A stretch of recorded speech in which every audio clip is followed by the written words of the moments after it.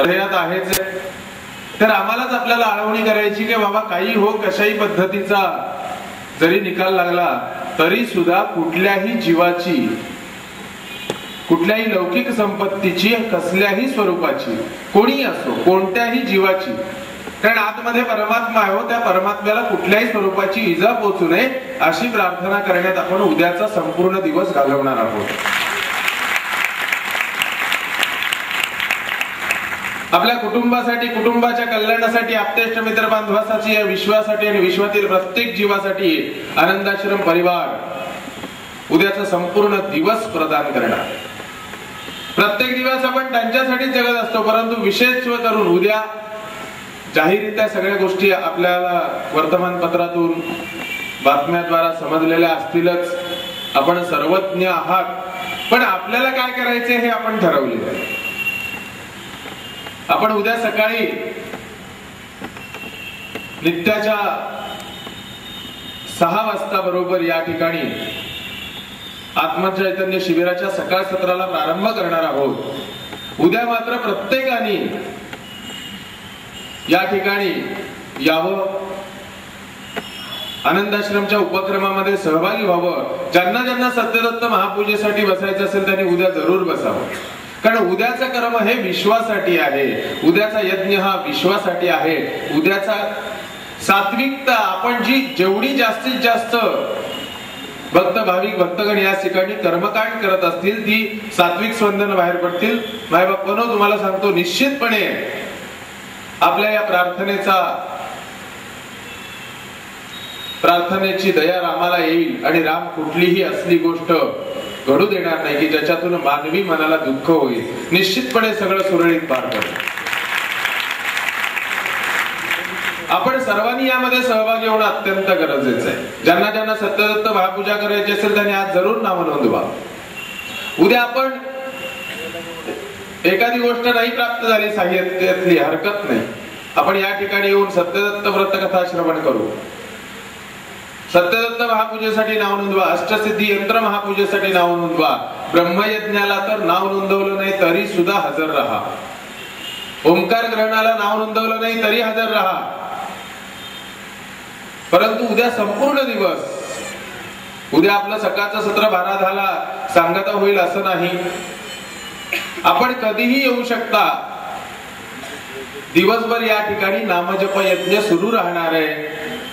तो केवळ याच्यासाठी की बाबा रे रामराया, कारण सर्वभूती परमेश्वर एकच आहे. म्हणून प्रार्थना स्थळ निर्माण झाली हे आपण कशासाठी पाहिलं की आपल्याला विनम्र होण्यासाठी एक स्थान हवं, म्हणून प्रार्थना स्थळ निर्माण झालेली आहे.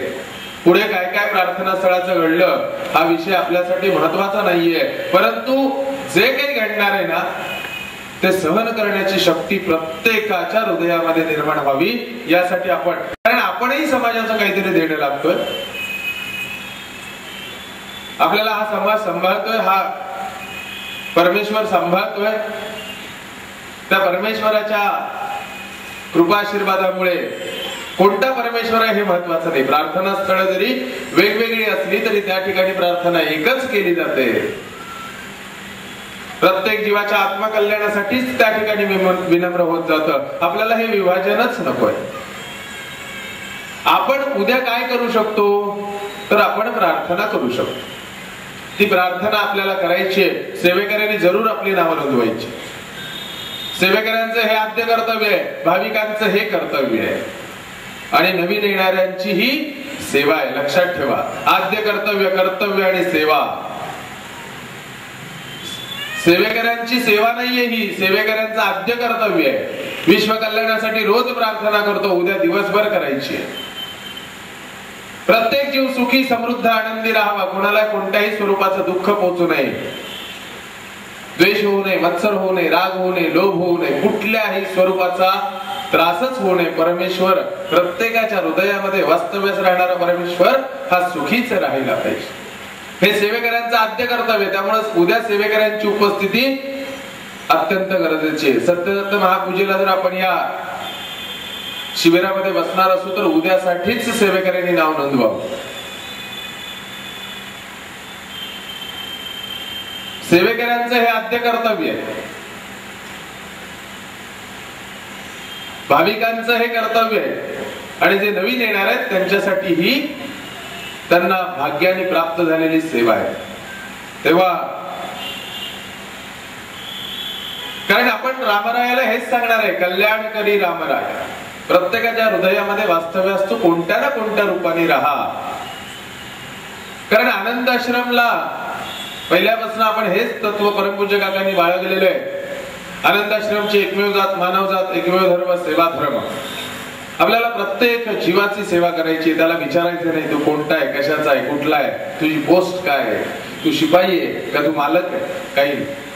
सेवा हे एकच आपलं कर्म आहे आणि तीच सेवा आपल्याला उद्या करायची आहे.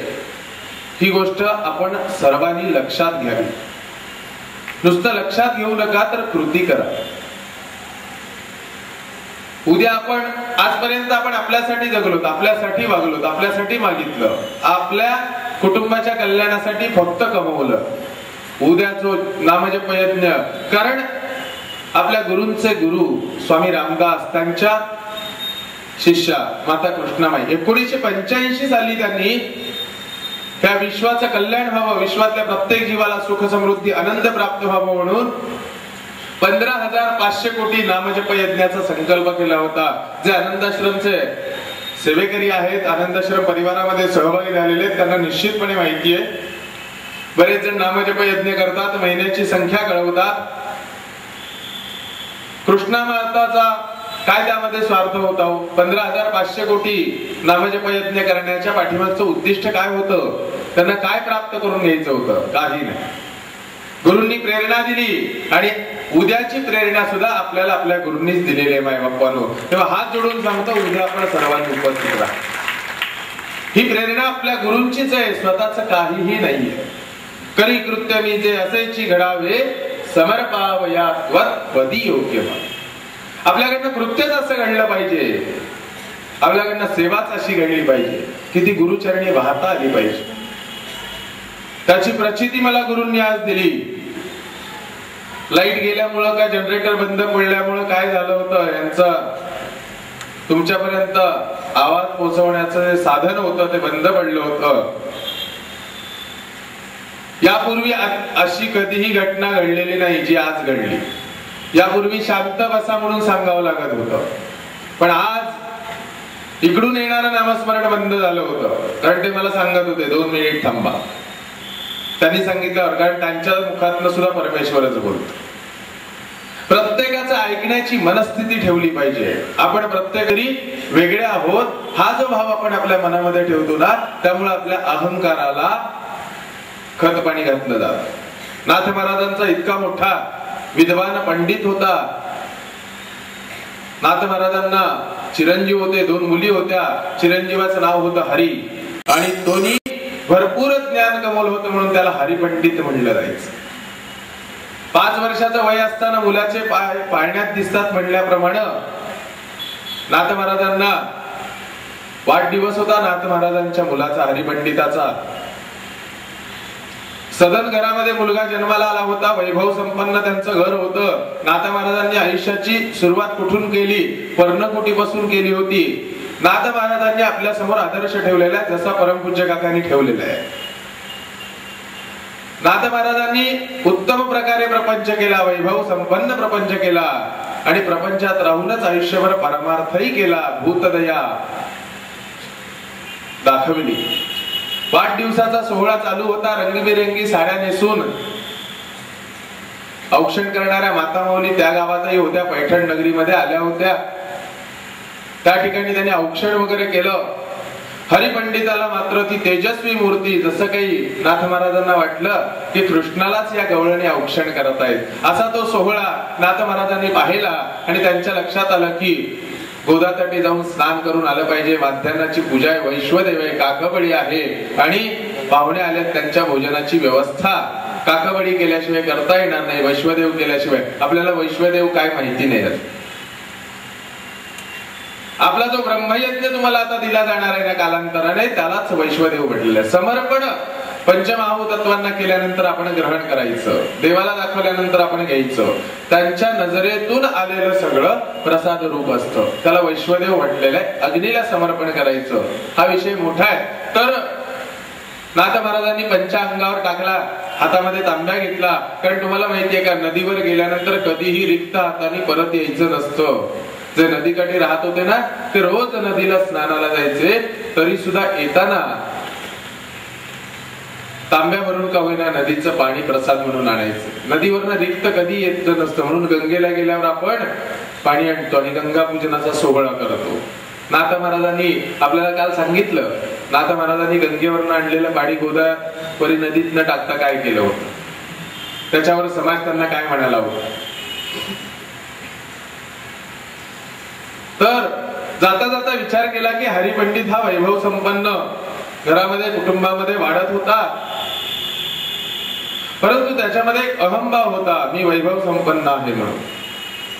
आणि तीच काळजी नाथ महाराजांना होती की ना माझ्यापेक्षा उत्तम विद्वान आहे, ज्ञानी आहे, परंतु त्याच्या मनामध्ये हा जो अहंकाराचा बीजांकुर आहे हाच त्याला दोषात्मक ठरणार आहे. आणि ह्याच विचारामध्ये नदीमध्ये पोचले आणि त्या ठिकाणी एक ज्याला ताज्य म्हणलं होतं अशा जातीतलं एक लहान मूल त्या वाळवंटामध्ये तडपडत होतं. त्याला कडेवर घेतलं, घरी नेऊन सोडलं. 3:30 वाजले घरी यायला. यांना का उशीर झाला, गिरिजाबाई चिंतेत होत्या, काय झालं असेल काय माहिती नाही. त्यावेळेचा प्रसंगही असाच होता.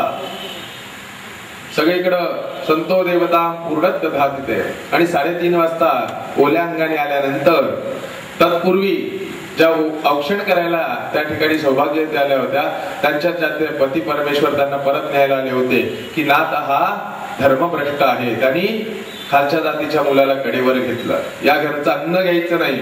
आणि असा सगळा गोंधळ पाहिल्यामुळं हरिपंडिताला राग आला होता आणि तो म्हणाला, बाबा तुम्हाला विटाळ नाही का झाला त्या मुलाला कडेवर घेऊन. तेव्हा नाथ महाराज म्हणाले, हरी तुझ्यात आणि त्याच्यात फरक काय रे, जो आत्मा तुझ्यात राहतो तो त्याच्यात, तरी पण बाबा तुम्हाला विटाळ व्हायला हवा होता. आपला धर्म कोणता, त्यांचा धर्म कोणता. 5 वर्षाचा मुलगा नाथ महाराजांना असा प्रश्न विचारतो. जी खंत त्यांना जाताना वाटली होती तीच खंत आल्या आल्या भगवंतांनी त्यांच्या समोर आणली. आणि पुढे हरिपंडिताचं काय झालं, अहंकार वाढत गेला.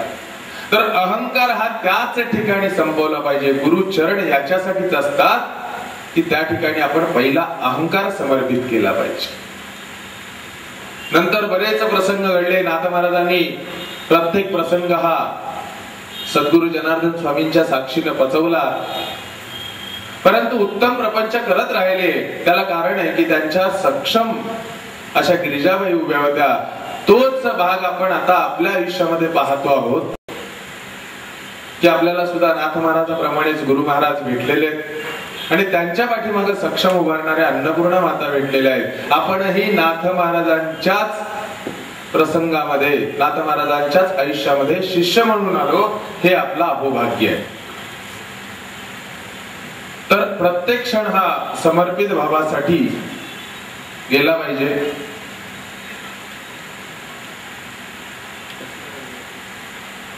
पंच आणि परमार्थ यातलं विभाजन थांबून तुम्ही सुद्धा आनंद या अवस्थेला निश्चितपणे पोचा, निश्चितपणे पोचा. परमार्थात जे करतो, परमार्थात आपण काय करतो, रोज प्रार्थना करतो, माझं माझ्या कुटुंबाचं आप्तेष्ट मित्र बांधवाचं या विश्वास आणि विश्वातील प्रत्येक जीवाचं कल्याण व्हावं, सर्वांना सर्वोत्तम असे आशीर्वाद प्राप्त व्हावे. आणि प्रपंचात काय करतो, आपल्या अंगणातला कचरा शेजाऱ्याच्या अंगणात टाकतो. हे परमार्थात कधी करायचं नाही.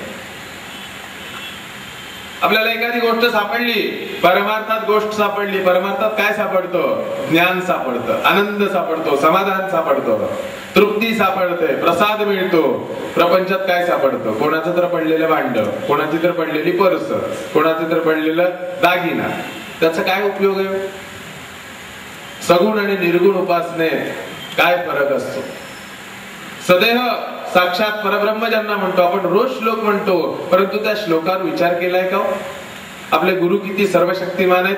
गुरुर ब्रह्मा गुरुर विष्णू गुरुर्देव महेश्वरा गुरु साक्षात. साक्षात म्हणताना आपल्याला समोर मूर्तीच आली पाहिजे. साक्षात परब्रह्म मग त्यांच्या मुखातून येणारा शब्द त्यांनी काल आपल्याला सांगितलेला आहे, मी गरीब आहे ही नदी नाही, पण मुखातून येणारा शब्द तो डावलू नका.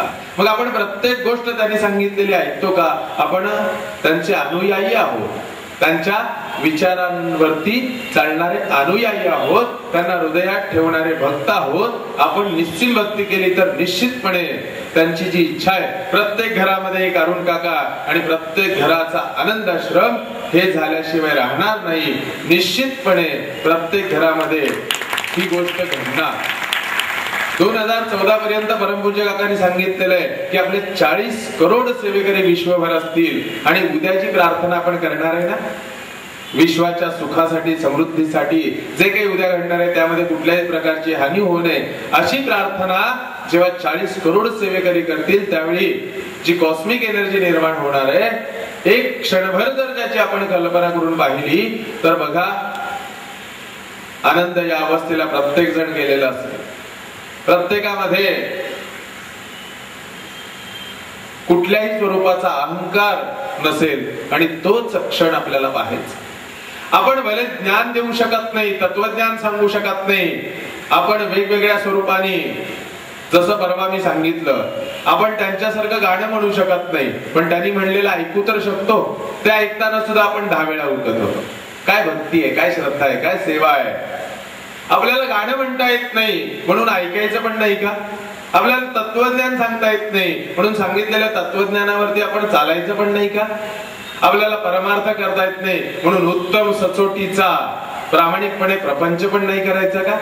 प्रामाणिकपणे उत्तम सचोटीचा प्रपंच केला ना, तोच खरा परमार्थ आहे. कारण सचोटीचा आणि प्रामाणिकपणे प्रपंच म्हणजे कसा? पतीनी पत्नीत देव पाहावा, पत्नीनी पतीत देव पाहावा, दोघांनी मिळून मुलात पाहावा, चौघांनी मिळून शेजाऱ्यात पाहावा, शेजाऱ्यांनी मिळून गल्लीत पाहावा, मग दिल्लीपर्यंत सगळे देवच आपल्याला दिसतील. हे आपल्याला वारंवार सांगितलेलं आहे, प्रत्येक शिबिरात आपल्या गुरूंनी सांगितलेलं आहे. पण आपण कधी त्या पद्धतीने चाललोय, कधी वागलोय? म्हणून स्वतःला प्रश्न विचारायला शिका. ते पहिलं आत्मपरीक्षण. ज्या दिवशी आपण स्वतःला प्रश्न विचारायला शिकू, का रे बाबा आज तू असं का वागलास, काय कारण होतं, काय अधिकार होता तुझा, अनाधिकाराने ही गोष्ट का केलीस, दुसऱ्याला विचारू नका. आपण दुसऱ्याला लगेच विचारतो, आतल्याला विचारा. तुझ्याकडे तेवढं ज्ञान आहे, तू गोष्ट ती करू शकतोस, तू स्वतःला समर्थ समजतोस, तुझी ती लायकी आहे. दुसऱ्याला विचारू नका, स्वतःला विचारा. हे प्रश्न आतल्याला विचारायला शिका. जेव्हा आतल्याला प्रश्न विचारायला शिकू ना, त्यावेळी आतला सुद्धा घाबरेल, बाबा असं करायला नको. हे लगेच संध्याकाळी रात्री झोपायच्या आधी आपल्याला प्रश्न विचारतंय. प्रश्न विचारून विचारून भेडसावून टाकतंय आणि आपल्या जवळ काही ठेवत नाही, माझ्या जवळ काही ठेवत नाही. सगळ्या गोष्टी गुरुचरणी अर्पण करतोय म्हणून आतला सुद्धा कर्म करताना घाबरेल मायबाप म्हणून. हे एका दिवसात होणार नाहीये, पण आता सुरुवात केली तरी निश्चितपणे आतल्याशी एक दिवस मैत्री होईल आणि आपला प्रपंच आणि परमार्थ यातलं विभाजन थांबून आनंद अवस्थेपर्यंत आपण प्रत्येक जण पोहोचू. प्रत्येकाला ही गोष्ट शक्य नाहीये असं नाहीये, प्रत्येकाला ही गोष्ट शक्य आहे. अवधूत चिंतन श्री गुरुदेव दत्त. ओम श्री सद्गुरु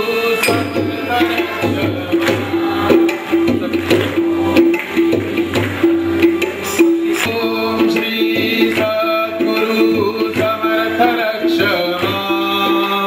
ओम श्री सद्गुरु समर्थ रक्षमा.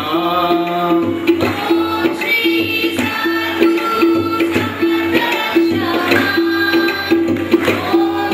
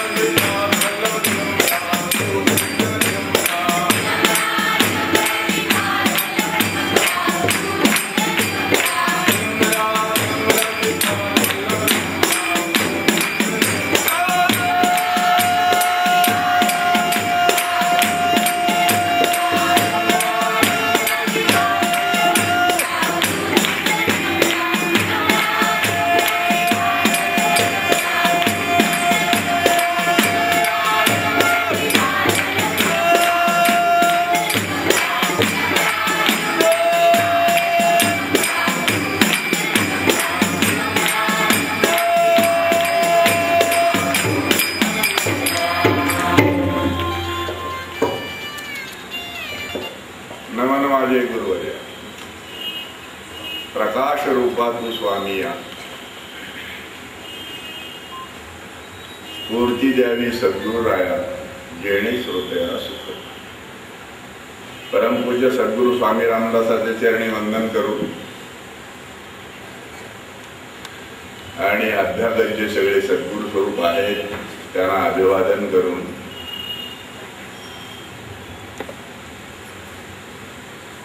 आज आपल्याला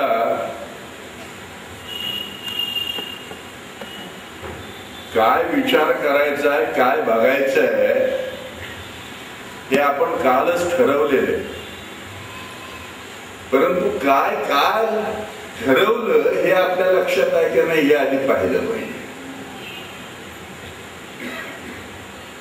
इतिहास आपण फक्त बघतो, वाचतो, पण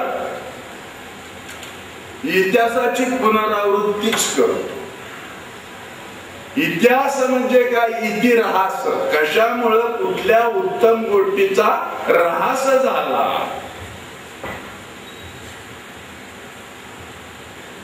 हे पाहण्यासाठी इतिहासाचं सिंहावलोकन करायचं असतं. जे वाईट आपल्या आयुष्यामध्ये घडलं, आपल्या बापदाद्यांच्या आयुष्यामध्ये घडलं, ते त्यांच्या कुठल्या कर्मामुळे घडलं, तेच जर आपण त्याची पुनरावृत्ती करत असू, आपण जर नेहमी नेहमी त्याच पद्धतीनं नकारात्मक आयुष्यात जगत असू, तर माझ्या दृष्टीनं इतिहास पाहण्याची काही गरजच नाहीये. मग नेहमी भवितव्यातला जो आपला विचार असतो, कधी कल्पना असतात, स्वप्नवत गोष्टींचा आपण जसा विचार करतो, जे आपल्या हातनं शक्य नाही, कधीही घडणार नाही, आपण ते करू शकत नाही, अशा गोष्टींचाच भवितव्याबद्दल जो विचार आपण करतो तसा विचार केलेलाच उत्तम. निदान तो विचार वारंवार वारंवार वारंवार भोगल्यामुळं आपल्या मनावर असा परिणाम होतो, जसं सांगितलं की एखादी खोटी गोष्ट 1000 वेळा भोगली म्हणजे खरी वाटायला लागती. हा सायकोलॉजीचा पहिला नियम आहे, मानसशास्त्राचा पहिला नियम. स्वप्नवत का असनात गोष्टी, अशक्यप्राय का असनात गोष्टी, परंतु त्या उत्तम असाव्या. बरं, मग आपण उत्तम तेवढं भोगतो का? किंवा इतिहास आपण चांगला जो आहे त्याचं वारंवार मनन चिंतन करतो का? वर्तमानामध्ये जगताना भूत आणि भविष्य, नेहमी भूतही चांगलंच असावं जे आपण सारखं आपल्या मनामध्ये ठेवतो, आणि भविष्य सुद्धा उत्तमच असावं. म्हणजे दोन्हीकडची जी विचारसरणी आहे. आता बघा, आपण आपल्या परिस्थितीचं खापर आपल्याला माहित असणाऱ्या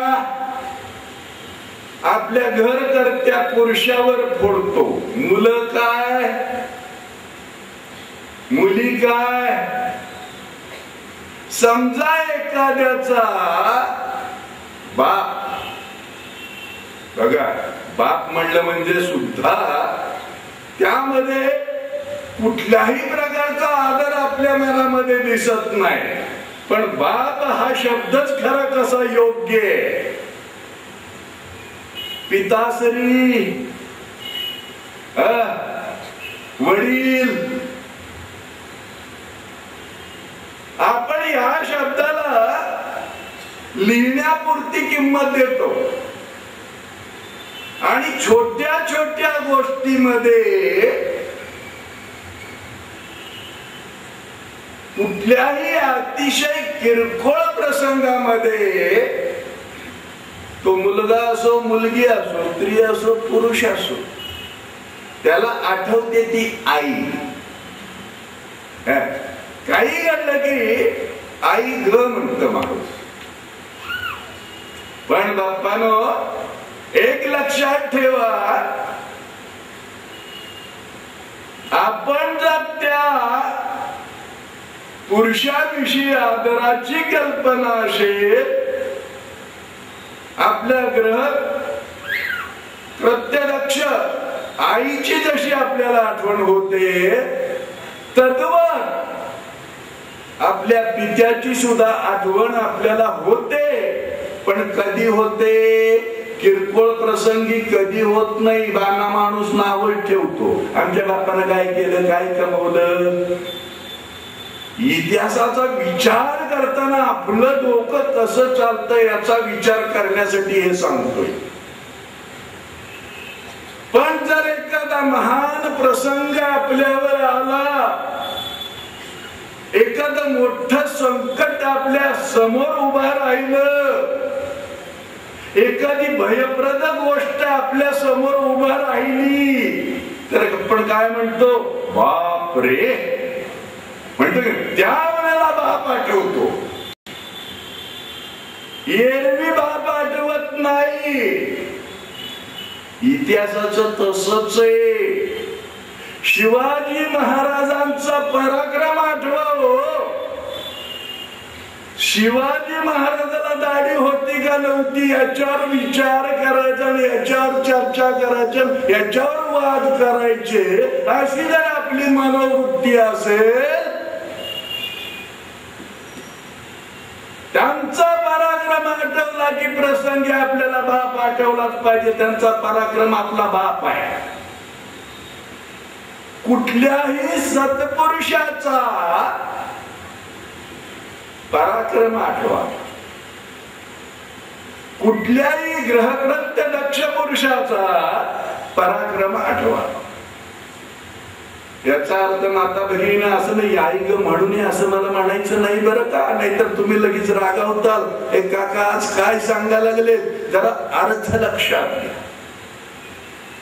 आई फार चिल्लर वाटते माणसाला, ती तेवढी चिल्लर नाहीये. आई इतकी चिल्लर नाहीये जितका हे बाप चिल्लर समजतात. म्हणजे मानसिकता काय आहे बघा.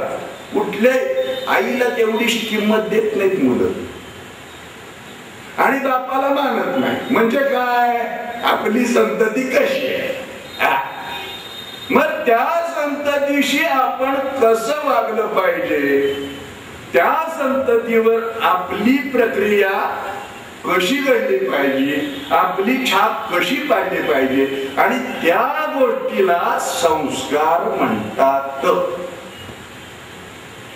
आपण आपल्या मुलाबाळावर काय संस्कार केले, आपण इतिहासाचं सिंहावलोकन करावं. आपल्यावर काय संस्कार केले आपल्या आई वडिलांनी, आपण तेच करतो. आपल्यावर जर संस्कार नसले तर आपण आपल्या मुलाबाळावर सुद्धा संस्कार करत नाही. मग आता आपण काल आलो की हे सगळं पाहिलं.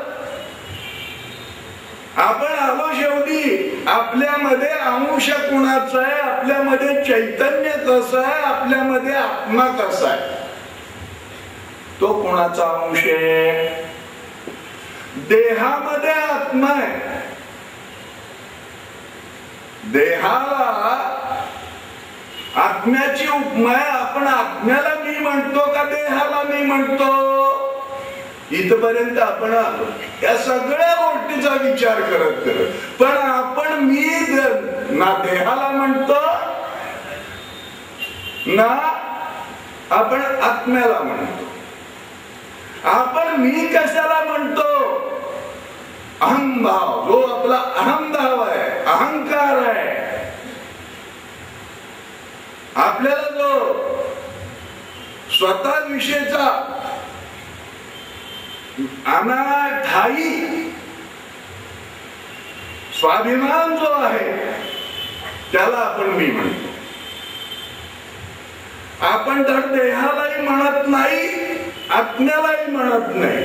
मी सांगतो भूतही आपल्याला जाणता येत नाही आणि भविष्य आपल्याला जाणता येत नाही. वर्तमान मध्ये अहो साधी गोष्ट आहे, जर आनंद आश्रमी आले दर्शनाला किंवा इथे जरी आले आणि जर एखाद्या सेवेकऱ्यांनी अडवलं तर काय म्हणतात माहित आहे का, मी कोण आहे माहित आहे का, मला अडवतोस मी कोण आहे माहित आहे. अरे तुला तरी माहित आहे का बाप्पा तू कोण आहेस ते. त्या सेवेकऱ्याला काय माहित असणार, तो त्याचा धर्म सांभाळतो आहे असो. तर हा मी पाहण्यासाठी आज आपण कालच ठरवलेले आज मी कोण आहे हा आपल्याला पाहायचा आहे. जर आपल्याला मी कोण आहे हे समजलं, आत्मा म्हणजे मी आहे का, देह म्हणजे मी आहे का, किंवा आपला अहंकार म्हणजे मी आहे, तर साधारणपणे आपण विचार केला तर अगदी सर्वसामान्य माणसाच्या लक्षात येईल की आपण आपल्या अहंकाराला बघा. माता भगिनी नेहमी नेहमी म्हणतात, काय म्हणतात, मला भयंकर राग आला म्हणजे मी रागावले. कुणावर, कोण असेल एक्स वाय झेड त्याच्यावर. मी रागावले म्हणजे कोण रागावलं, आणि रागावलं म्हणजे राग आला म्हणजे किती किलो आला, काय मेजरमेंट आहे का. पण आपण म्हणतो मला एवढा राग अनावर झाला, मी एवढा संतापी झालो, म्हणजे हे कुठलं चैतन्य माणसाला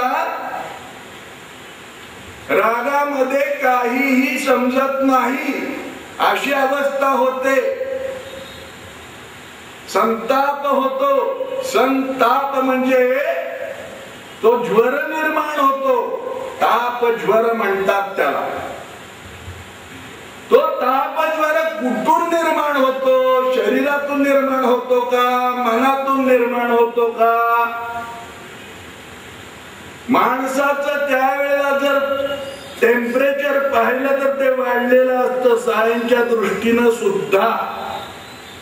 ज्या वेळेला आपल्याला राग येतो त्यावेळेला आपलं टेम्परेचर वाढलेलं असतं. मग आता हा तापमान जे वाढतं आपल्या शरीराचं ते कसं वाढतं. मग मी कोण आहे, देह जर मी आहे तर देहाचं कुठे घर्षण होतं का, तापमान वाढायचं काही कारण आहे का, क्षणार्धामध्ये तापमान वाढतं. मग आत्म्याचं काही, आत्म्याला काही क्लेश होतात का, आत्मा कुठे आहे कसा आहे. मनाचं आपण म्हणतो मला मनापासून राग आला, मनाचा आकार उकार आपल्याला माहित आहे का. मन कसं आहे माणसाचं, त्रिकोणी आहे, चौकोनी आहे, बदामासारखं आहे, षटकोनासारखं आहे, त्याचं रक्ताभिसरण कसं चालतं वगैरे वगैरे काही आहे का ज्याची आपल्याला मनापासून कल्पना नाही. जे कसं आहे आपल्याला माहित नाही त्या मनावर एवढं मोठं शास्त्र निर्माण झालं मायबाप्पानो. त्याला मानसशास्त्र म्हणतात, सायकोलॉजी म्हणतात. तर ती सायकोलॉजी जशी मन आदर्श स्वरूपाचं आहे तसं ते सायकोलॉजीचं शास्त्र जे निर्माण केले त्याच्यावर तेही अदृश्य स्वरूपाचं आहे. पण ते सगळं अहंकारावर अवलंबून आहे. ज्या वेळेला बेदोनी चार होत नाही, डायग्नोस होत नाही कुठल्याही दृष्टीनं वैद्यराजांना, त्यावेळेला ते म्हणतात हा मनोरुग्ण आहे. याची मानसिक विकृती आहे. मानसिक विकृती आहे म्हणजे काय? एखाद्या गोष्टीचा आपण जो अट्टहास धरतो, आपण एवढे अहंकारी असतो की ज्या पद्धतीनं ती तापाची ऊर्जा, तापज्वर जसा निर्माण होतो माणसाच्या मनामध्ये, तद्वत आपल्या अहंकारामुळे एखादी गोष्ट आपल्याला प्राप्त नाही झाल्यावर जसा तापज्वर निर्माण होतो, त्याच पद्धतीनं विकृती सुद्धा निर्माण व्हायला पाहिजे. काय निर्माण?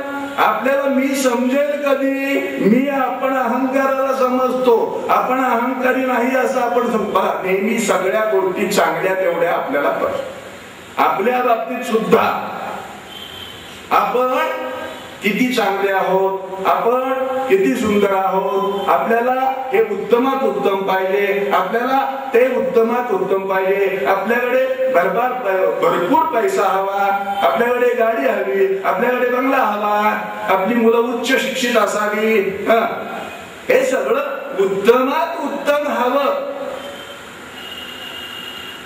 हे मलाच हवं, हा अहंकार. आपली त्यासाठी पात्रता आहे किंवा नाही हे आपण कधी सुद्धा बघत नाही. आपण या गोष्टीला पात्र आहोत का? अगदी लहानपणापासून अशा गोष्टीचे संस्कार झाल्यामुळे मुलं आणि मुली ज्या वेळेला विवाह योग्य होतात, विवाह करण्याच्या लायकीचे होतात, त्यावेळेला प्रत्येकाचं स्वप्न असतं आपण कोण आहे बघत नाही, मुलींना चांगला सुंदर हिरो सारखा कोणतरी हवा असतो आणि मुलाला हिरोईन सारखी पाहिजे असते. ही जी एक आपली पात्रता आहे किंवा नाही, अतिशय सुंदर मुलगी आपल्याला मिळावी ही आपली पात्रता, आपण तसे आहोत का नाही हे कोण सुद्धा पाहत नाही. हे लहानपणापासूनचे आपल्यावर संस्कार असतात. आणि जसं जसं वय वाढत जातं तसं तसं आपण अपात्र आहोत का हे कधीही आपण पाहत नाही. आणि त्यामुळं काय होतं, हा जो अहंकार आहे हा जास्तीत जास्त वाढत. आणि त्यामुळं आपण जे परवा दिवशी मी सांगितलं होतं, जी रिलेशनशिप निर्माण करायची आहे आपली ऑलरेडी जी झालेली आहे, प्रपंचामध्ये जी झालेली आहे, आपली जी रिलेशनशिप आहे त्यामध्ये सुद्धा आपण अहंकारामुळं एकमेकाचा दुस्वास करतो, एकमेकाचा द्वेष करतो, एकमेकाचे पाय खेचण्याचा प्रयत्न करतो, एकमेकाचं वाईट चिंतण्याचा प्रयत्न करतो. हे कशामुळे घडतं? अहंकारामुळे. जर त्या अहंकाराच्या बीजापोटी जर इतक्या वाईट गोष्टी असतील तर चांगल्या गोष्टीसाठी आपल्यामध्ये काय हवं याचा विचार पर्यायाने आपल्याला केला पाहिजे. आपल्यात हे आहे किंवा नाही हे आपण 2-3 दिवसामध्ये पाहिलेलं आहे. आज आपल्याला पाहायचं मी कोण आहे. जर आपण या सगळ्या कॅटेगरीमध्ये आपण बसत असू तर मी कुठल्याही गोष्टीला पात्र आहे किंवा नाही हे पाहण्यासाठी आपल्याला आपला विवेक जागृत करावा लागेल. आता विवेक जागृत झाल्याशिवाय रिलेशनशिप निर्माण होत नाही आणि रिलेशनशिप निर्माण झाल्याशिवाय मी कोणाही कळत नाही. हे तंत्र असं आहे आणि हे सगळे अतिशय सर्वसामान्य माणसं सुद्धा या आयुष्यामध्ये करू शकतात. म्हणून मी नेहमी सांगतो, बाप्पांनो तुम्ही फार महान आहात, तुम्ही फार मोठे आहात, तुम्ही देव आहात, तुम्ही परमेश्वर आहात, परंतु नुसतं आहात म्हणून काय उपयोग आहे ते तुम्हाला समजलं पाहिजे ना की मी कोण आहे. आणि ते समजलं तर तुम्हाला कधी अपयश होणार नाही, दुःख होणार नाही, ती अवस्था प्राप्त होईल, भाव सगळे निघून जातील. तर त्यासाठी विवेक म्हणजे काय आपल्याला पाहिजे. विवेक कसा असतो. विवेक म्हणलं की आपल्याला नाव आठवेल. बरं, विवेक महाजन किंवा इतर अजून विवेक पाटील असं काहीतरी नाव आठवल. कृपा करून श्रोते म्हणतोय मी तुम्हाला, कारण का नुसतं ऐकू नका. माय बाप्पानं इकडून ऐकायचं इकडून सोडून द्यायचं असं करू नका. हे आपल्याला प्रॅक्टिकली आपल्या जीवनामध्ये करायचंय. विवेक जागृत होतो कसा. नेहमी नेहमी जर चांगल्या विचारांची कास आपण धरली, आपण सकारात्मक आयुष्य जर जगत राहिलो. विचार करा, मी तुम्हाला अरुण दातेंचं उदाहरण सुद्धा दिलं. आपला पोरगा नापास झाल्यावर आपल्याला किती कमीपणा वाटतो, आपल्याला किती राग येतो, आपल्याला किती वाईट वाटतं. पण सकारात्मक विचार असा आहे की आपला पोरगा ज्या गोष्टीमध्ये पात्र आहे, ज्या गोष्टीमध्ये लायक आहे, त्या गोष्टी आपण आपल्या मुलाला किंवा मुलीला करूच देत नाही. हा अहंकार आहे. माझा मुलगा डॉक्टरच झाला पाहिजे, हे आपली भूमिका आहे. मुलाला काय पाहिजे आपण कधी विचारतो का? मुलीला काय पाहिजे आपण कधी विचारतो का? नाही, कारण आपण अहंकारी आहोत. आपल्या मुलाला संगीतामध्ये गोडी आहे, शिकू द्या ना संगीतामध्ये त्याला. अहो काका तुम्ही काय वेड्यासारखं बोलता, काही पेटी बाजा वाजवून पोट भरणार आहे का? असे आपले विचार, अहंकारी विचार. मग काय लगेच डॉक्टरचं लगेच झाला म्हणजे काय? मग काय करायचं? डॉक्टर तुझा पोरगा जर झाला तर लगेच काही जगण्याची साधनं निर्माण होतील का?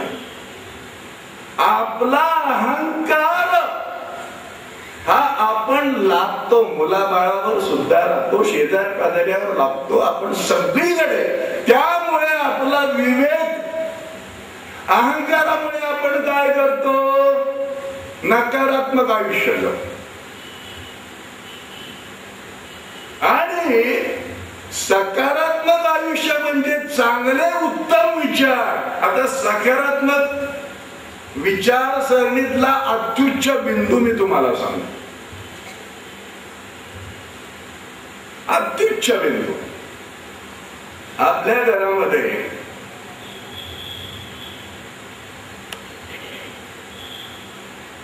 अतिशय हालाकीची परिस्थिती आहे. आपण काय करतो? आपण सारखं त्या परिस्थितीचं आपल्या मनावर, माझी गरिबी आहे, माझी आर्थिक स्थिती फार नाजूक आहे, घरात अन्नाला मोतात, हे सारखं भोगतो आपण. आणि आपण नुसतं भोगत नाही, त्याचं प्रदर्शन करत असतो. आणि ते प्रदर्शन केल्यामुळं सुप्तावस्थेत असलेला अहंकार आपला जागृत. त्याच्यासाठी विवेक जागृत झाला पाहिजे. सकारात्मक विचार हा नकारात्मक विचार. मला सांगा, काही प्रत्येकाला परमेश्वरानं काय तुमची खाती काढून दिलेत का हो बँकेत? प्रत्येकाकडं तुम्ही जे म्हणता की माझं नशीब असं आहे, माझं नशीब तसं आहे, मी फार गरीब आहे, मी फार असं आहे, मी फार तसं आहे. परमेश्वरानं काही सगळ्याला 50-50 कोटी रुपये दिले, तुम्हाला काही 1 लाख रुपये सुद्धा दिले नाही, असं झालंय का? मग का दोष देता त्या परमेश्वराला? आपण ज्या वेळेला आपली परिस्थिती वाईट आहे त्यावेळेला परमेश्वराला दोष देतो, सारखं सारखं ते भोगतो. त्यावेळेला आपला अहंकार जागृत झालेला असतो. आणि ज्या वेळेला चांगली परिस्थिती येते त्यावेळेला आपण काय म्हणतो, हे सगळं मी केलं. कशाला मी म्हणतो आपण? अहंकाराला मी म्हणतो. पण अशा वेळेला आपली परिस्थिती फार वाईट आहे. माझ्या आयुष्यातली उदाहरण आहे, पण ती सकारात्मक कशी घ्यावी.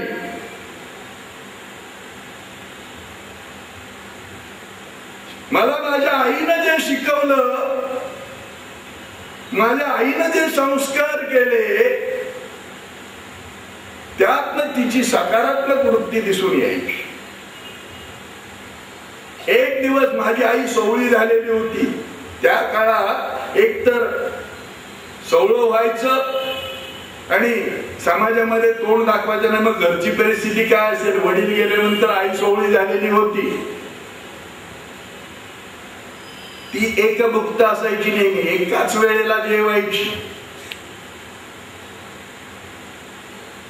परिस्थितीनुसार घरामध्ये ज्या वेळेला काही नसायचं त्यावेळेला एक भाकरी केली तरी मी शाळेत आले की अर्धी मला द्यायची आणि अर्धी स्वतः खायची.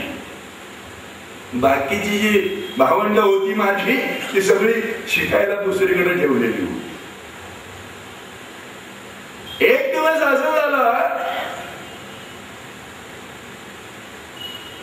की एकच भाकरी केलेली होती. घरामध्ये बाकीचं काही नव्हतं, भाजीलाही काही नव्हतं. आणि मला म्हणले आता हातपाय धुवून घे आणि बस, आधी तुला जेवायला वाढते आणि मग मी जेवते. म्हणलं आपण दोघेही मिळून जेवू. मला माहित होतं एकच भाकरी असणार आहे म्हणून ती म्हणते आधी जेवून घे.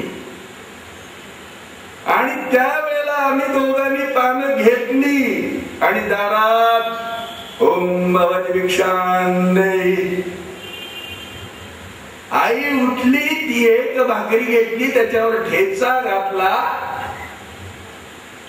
तांब्या भरून घेतला आणि त्याला म्हणले बाबा रे इथेच बसून खा, तुला पाणी वर तांब्यावर देते, हे गारगार पाणी प्यायला डेऱ्यातलं.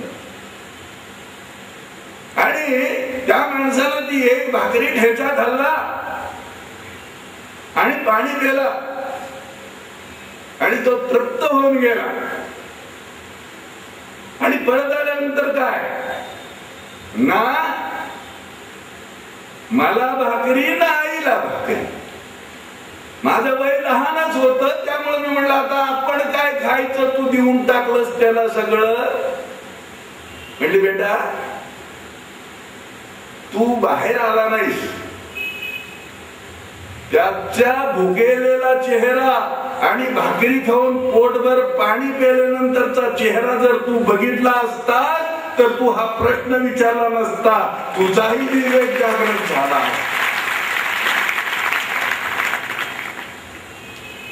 आणि याचं फळ जर काय मिळतं हे तुला मोठं झाल्यावर समजेल. म्हणून तेव्हापासूनच माझं वैयक्तिक व्रत असे, दारामध्ये घरामध्ये आश्रमामध्ये कोणही येऊ कसाही असो. बऱ्याच माझ्या सेवेकऱ्यांना शिष्यांना माहित आहे, दारू पिऊन जरी एखादा माणूस आला मला फार चीड आहे त्याची, पण मी काय करतो सेवेकऱ्यांना सांगतो आधी त्याला जेवायला घाला, आधी जेवायला घाला. आणि जर त्याच्याकडे पैसे नसतील तर पैसे द्या आणि त्याला बसवून या एसटी मध्ये, त्याच्या गावी पाठवून द्या. सांगण्याचा उद्देश मायबापानं आपले संस्कृती आपली मन आपल्यावरचे संस्कार काय आहेत आपण मुलाबाळांना सांगतो. जेवायच्या वेळेला दार लावून घे. बऱ्याच घरामध्ये ही प्रथा हो, का तर म्हणे कुठे गाय येते, कुठे कुत्र येत. अरे वाट बघितली पाहिजे. तुम्हाला गंमत सांगतो, कुठली फळं कुठं मिळतात आणि विवेक जागृत जर झाला तर काय होतं, विवेक जागृत झालाच पाहिजे. थोडा जरी आपल्या विचारात फरक पडला फार वाईट घडतो. विनोदी कथा ही. पांडव ज्या वेळेला वनवासामध्ये होते त्यावेळेला श्रीकृष्ण भेटायला गेले होते त्यांना, आणि ते फिरत फिरत फिरत एका झाडाखाली बसले. ऊन होत भयंकर, थंडगार सावली होती. सगळेजण बसले, द्रौपदीही बसली आणि द्रौपदीचं सहज वर लक्ष गेलं. काय म्हणे, सुंदर दामळा आहेत. तोंडाला पाणी सुटलं म्हणे, माझ्या तोंडाला माझ्या पाणी सुटलं.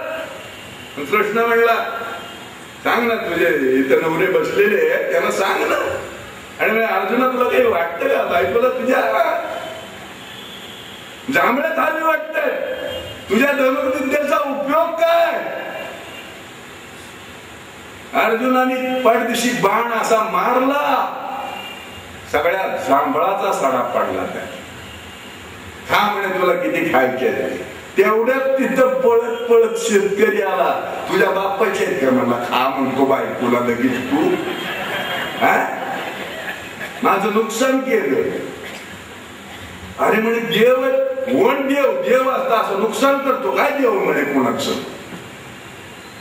तुम्ही स्वतःला देव म्हणवताना हा बरोबर तुमच्या देव आहे ना. तुम्हाला खायची जेवढी खा जांभळ, बाकीची जांभळ माझी चिटकावून द्या बरं होती तशी.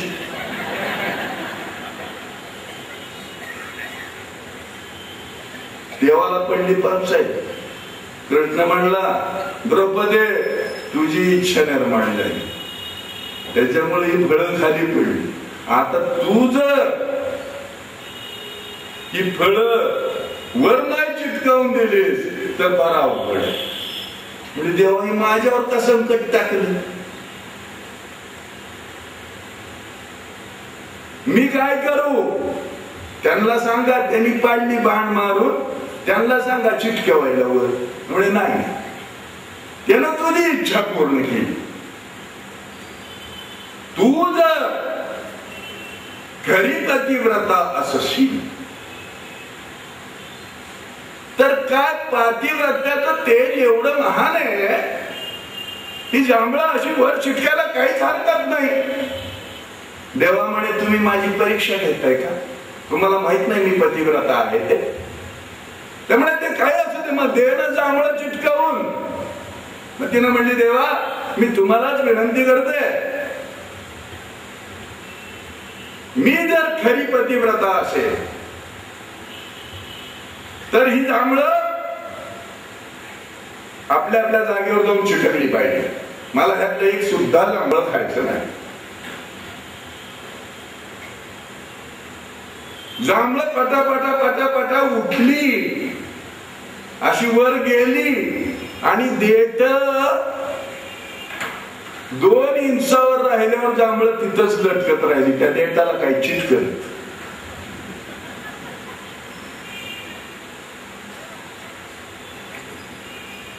द्रौपदी म्हणली, देवा काय पाप माझ्या हातून घडलं?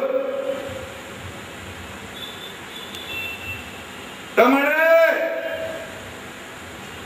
तुला सुद्धा माहित आहे तुझ्या हातून काय पाप घडलं. विवेक तुझा कुठे ढासळला. बघा, थोडासा जरी अविचार झाला तर हे असं घडतं. त्यामुळे काय घडलं तेव्हा मला काहीही आठवत नाही. त्यामुळे आठवत नाही तुला, सांगू तुला? त्यामुळे सांगा. त्यामुळे कर्ण तरी तुला माहित आहे. हो म्हणे, कर्ण माहित नसायला काय झालं, आमच्या राजवाड्याच्या पुढे ते त्यांचा राजवाडा होता कर्णाचा. त्यामुळे कर्ण महान